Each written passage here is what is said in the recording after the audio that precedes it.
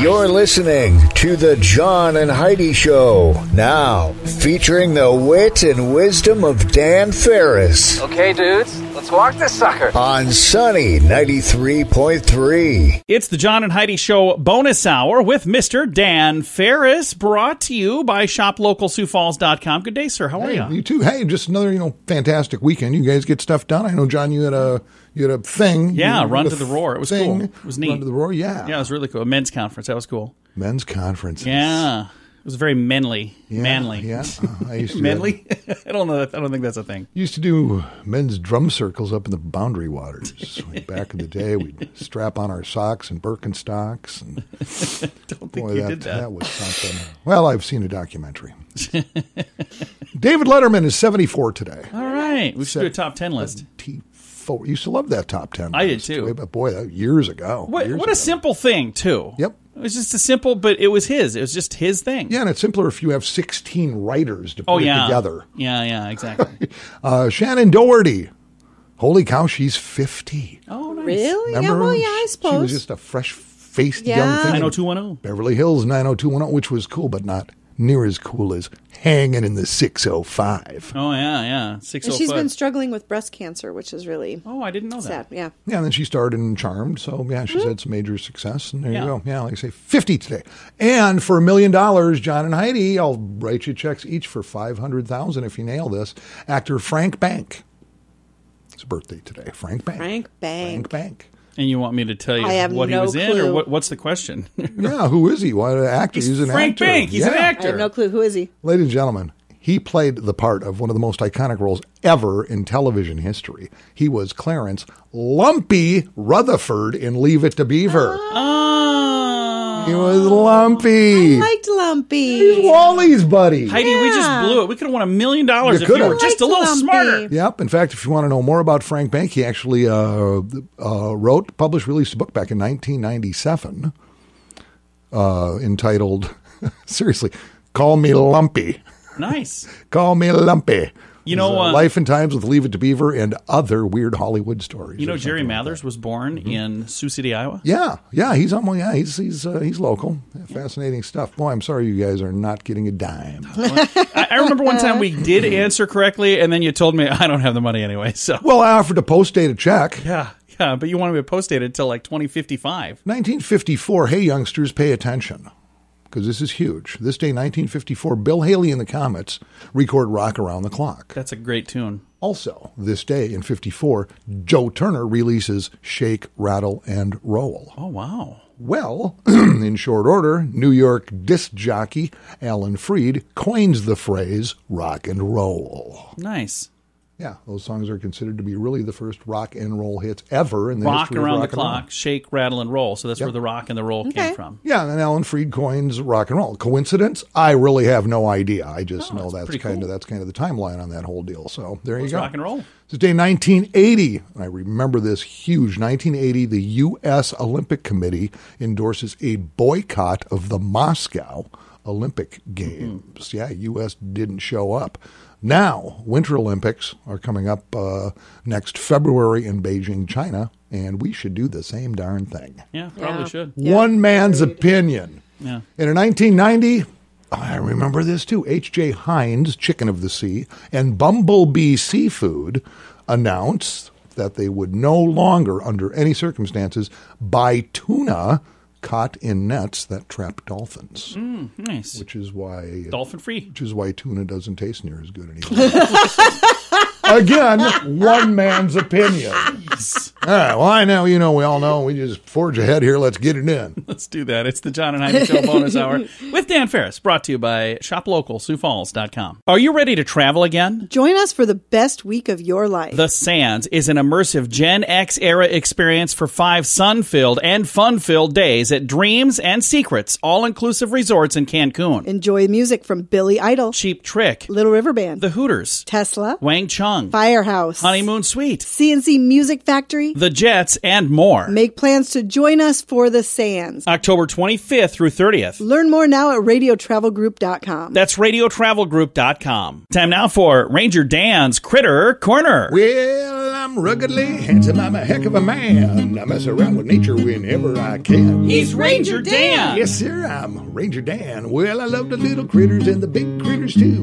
Like to cook them up in a tasty stew. He's Ranger Dan. Yes, sir, I'm Ranger Dan. Well, it's time for Critter Corner right here on Sunny. If you like the show, then send me some money. He's Ranger Dan. Cash and credit card only. Yes, sir, I'm Ranger Dan. Good morning, Ranger Dan. Good morning, Ranger Dan. And snappy salute off the well-starched brim the old Ranger Dan kept to you, too. How you doing over there, Ferd? Hello, Heidi. Ranger Dan. It's been a while, so I better kind of mention it again. You know, you smell pretty darn good for a girl. What? Thank you. All right, in case you're just joining us, maybe you missed old Critter Corner last week, but we fired up a little series we did about a year ago, and that's old Ranger Dan working through the alphabet using critters for every gosh darn letter there is, and that's A through Z. So far, we've covered A and B and C, and I think last time around we were talking about the Dick, the D. Yeah, Yes. that's right. We did. Dicks, as you recall, Dicks hang out in Africa. Well, here we go. We're up to letter E. And I thought we'd go big or go home, and gosh darn it, I don't want to go home right now. Just ain't no need for it. Let's talk about everybody's favorite E critter, elephants. Oh, yeah. Who doesn't love elephants? Ever you think you're familiar with elephants? Well, I've got maybe a little knowledge here that maybe you're not so sure about. Elephants, as you may or may not be aware, happen to be the largest land mammal in the world. Oh, Okay, really? I didn't know. Yep. Now, to give you a little bit idea how big elephants are, picture, say, a dog, maybe a cat, squirrel, even a chicken. Most elephants are bigger than all of them. Okay. In fact, elephants can weigh well over like 100 pounds. They're huge. Elephants are also pretty dang smart, too, when it comes to critters. They're one of the smartest. In fact, elephants can exhibit kind of human behaviors, as a matter of fact. They can do stuff including they show grief and happiness, compassion, self-awareness. They can even play at art and music. Really? Yup. However, elephants cannot jump. So they tend to shy away from, say, basketball and pole vaulting.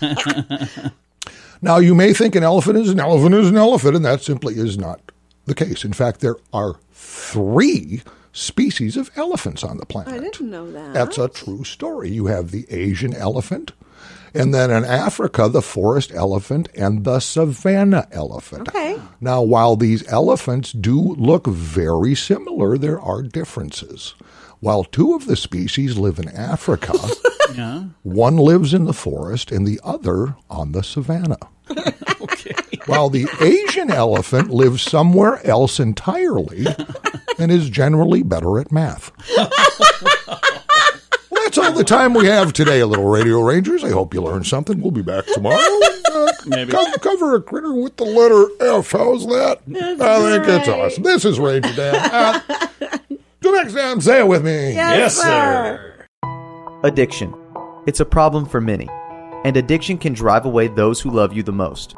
Addiction can also lead to the loss of jobs, broken relationships, and, if you're not careful, addiction can even cost you your life. Don't let addiction tear your life apart anymore.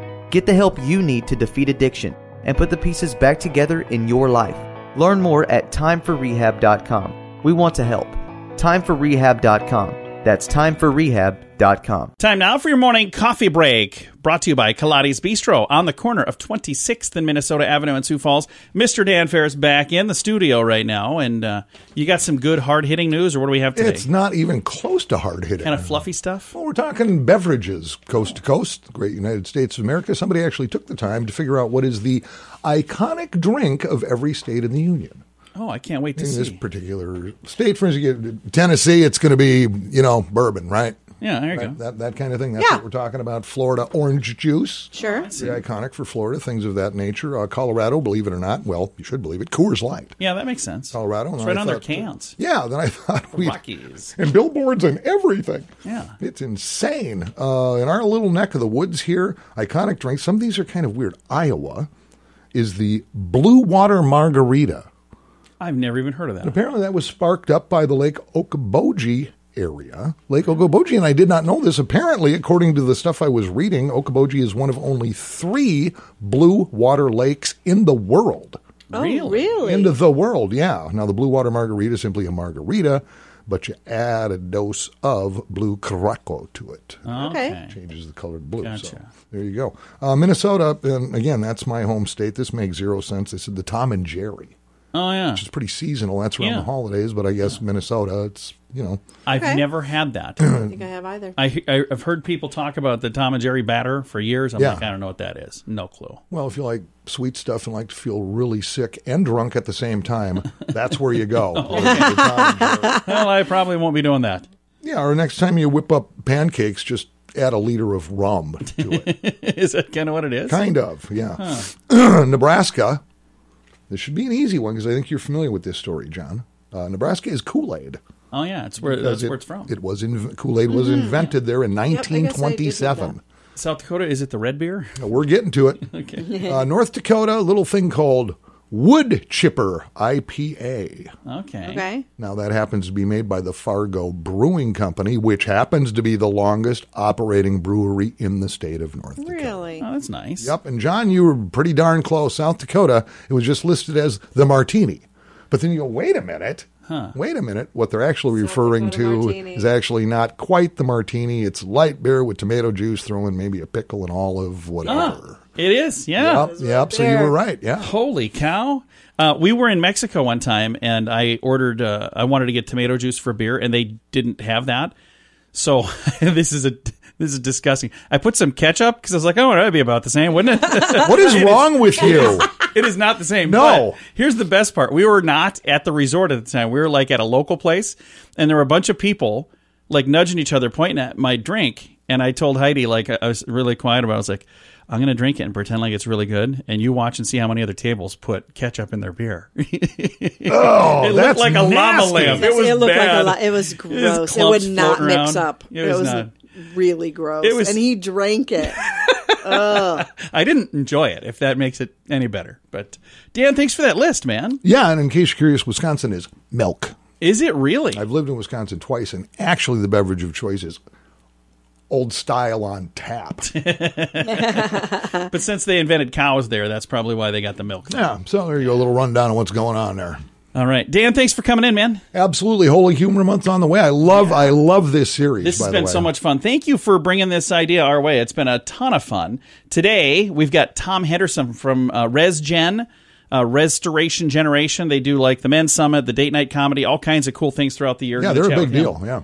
He's a neat dude. And then we've got that coming your way. It's Holy Humor Month, brought to you by our friends at Crossroads Book and Music. This has been Morning Coffee Break, brought to you by Pilates. If you're looking for special prices on some pretty amazing products, check out the website radiosavings.com. We're adding new items all the time, so you might find something cool. And you can save money when you buy stuff at radiosavings.com. One other thing many people like, many of the products you'll find at radiosavings.com are made in the USA. Good quality items at great prices. Radiosavings.com. We can save you more. Radiosavings.com. That's radiosavings.com. Time now for a bright spot of news, brought to you by Paul's Designer Showroom on Lake Lorraine in Sioux Falls. They can brighten any room with a beautiful light fixture. We are going to brighten your day right now with some fun news here. I've got Mamie Canfer Stewart joining me. She is the CEO and founder of Meteor, a company focused on making meetings more productive and meaningful.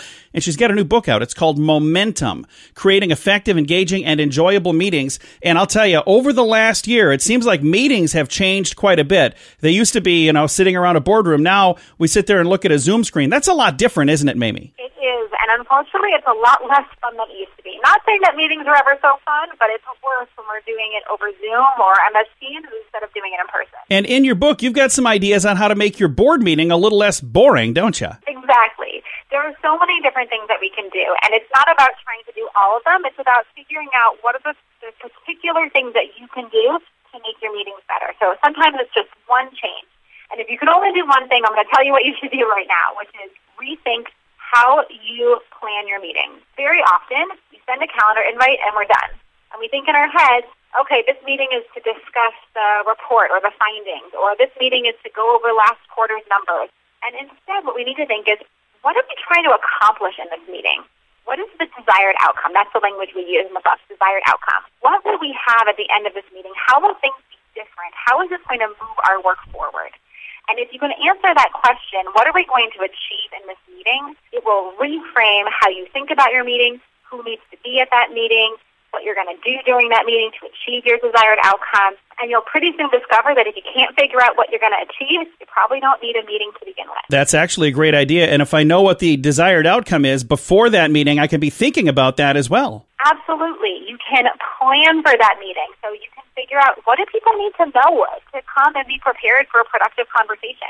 Is there some background or some context that they need to be informed of? Do you want them to start thinking about some specific questions so when you get into the room, it's not the first time people are hearing them?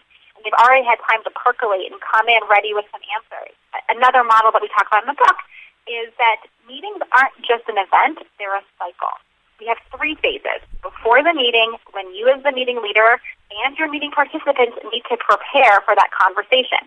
Plan out the agenda, do whatever pre-work, pre-reading, reflecting or thinking, so that when you get to the meeting, that during phase, you can have a really effective conversation. And then after, how are you taking the work that came out of that meeting, all of that good thinking, and where's it going, right? So often we end up coming out of a meeting going, wait, what decisions did we make, and what are the next steps, and who's supposed to do what? And if you can't translate the conversation that you had in the meeting into outputs that are going to move the work forward in those next steps, then, there's a big question. Was that meeting really worthwhile? I don't know. Well, Mamie, thank you for your time today. We appreciate it a bunch. Thank you so much for having me. Again, the book is called Momentum, Creating Effective, Engaging, and Enjoyable Meetings. I have a link to it on our Facebook page, facebook.com/Sunny Radio and facebook.com/Sioux Falls News. I kind of feel like I've been talking about BetterCreditCards.com forever now. But we want to mention that BetterCreditCards.com is designed to help you get a better credit card. Why should that matter to you? Because this can save you money every single month. There's no fee to check it out. So when you get a minute, click on the website BetterCreditCards.com and see if we can help you find a better credit card. Do it today. BetterCreditCards.com. That's BetterCreditCards.com. It is Holy Humor Month, and Holy Humor Month on Sunny Radio is brought to you by our friends at Crossroads Book and Music. And on the line right now, I have Tom from ResGen. How you doing, sir? I'm doing well, my friend.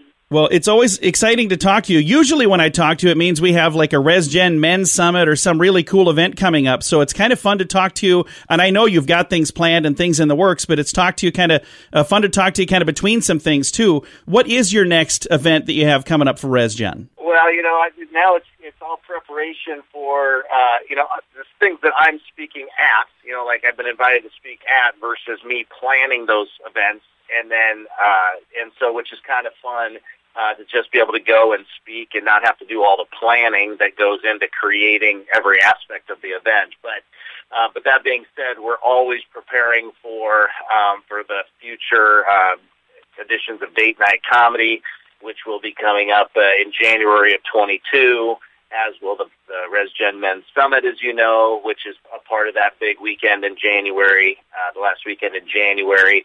And then we've got some other things that we're in the works here, working on a father-son event potentially for the future, as well as a father-daughter event. So just a lot of good things that will help us continue to hopefully restore some relationships with both God and with others within families. And again, ResGen is for Restoration Generation, resgen.org. Am I saying that right? That's exactly right, resgen.org.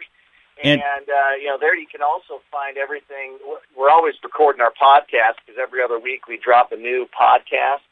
It's the Giving Life podcast.